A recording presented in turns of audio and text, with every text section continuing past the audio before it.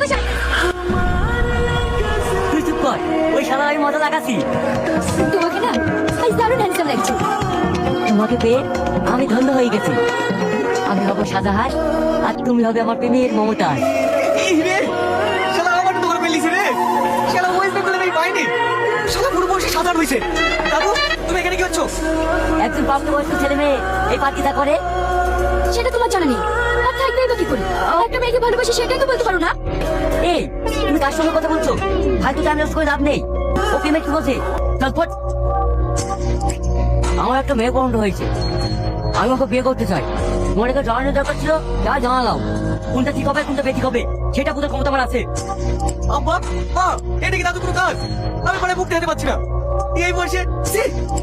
আমি ছোট মেয়েকে ফোন করেছি, 1 মিনিট চলে আসবে। এই শান্ত চুপ কর, ও যা ইচ্ছা তাই করুক। ও রিঙ্কি আসছে তো ভালোই হবে, একেবারে বিয়েটা খেয়ে যাবে।